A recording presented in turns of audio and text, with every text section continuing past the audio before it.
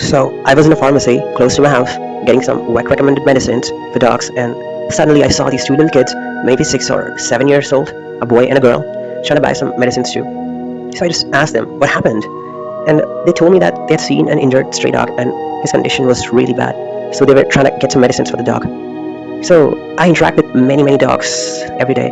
I go around, find them, like feed them, pet them, and sometimes I travel quite far on my bike just to find them. So I opened my phone because I have a couple thousand pictures of animals on it, and I try to separate the dogs from our area.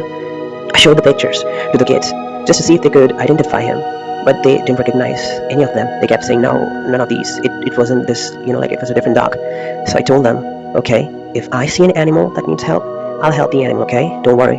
I think I just wanted to make them feel a little better, and I went home. The next day, coming back to my house, I saw one of the stray dogs I knew sitting in a corner nearby, and I had been praying to God, if there's any dog around here that needs some help, please let me see him, okay? And then I saw him. I looked into his eyes, he looked into mine, he recognized me and ran towards me. I opened the gate and I let him inside. And then I saw this horrifying wound. It was, I don't know what to say. So his neck, his face, his leg, everything. I mean, I can't even explain it. And with my anxiety, I was completely overwhelmed, but I couldn't just leave him.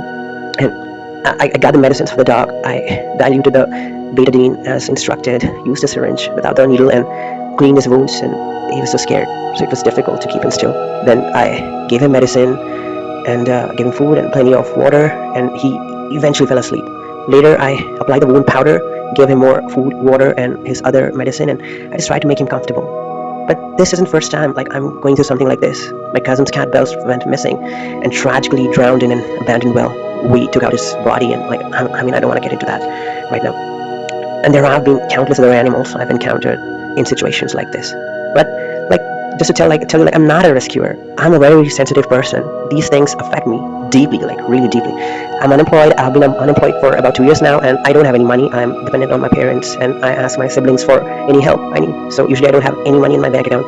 I don't go outside much. I don't have any friends. I have depression and social anxiety, agoraphobia, but I don't run away when an animal needs help either. That's the unbreakable cycle.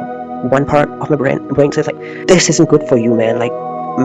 Just take care of your mental health. But when I see an animal like this, I just can't walk away. And with all the personal issues I already deal with, I rely on non-alcoholic energy drinks and my prescription antidepressants to get through things in my life. And I just pray to God, please don't let bad things happen to these animals. Please, God, don't. They're so innocent, so precious. Sometimes I feel if something has to happen, let it happen to me instead of them. Let it happen. Let all of it happen to me.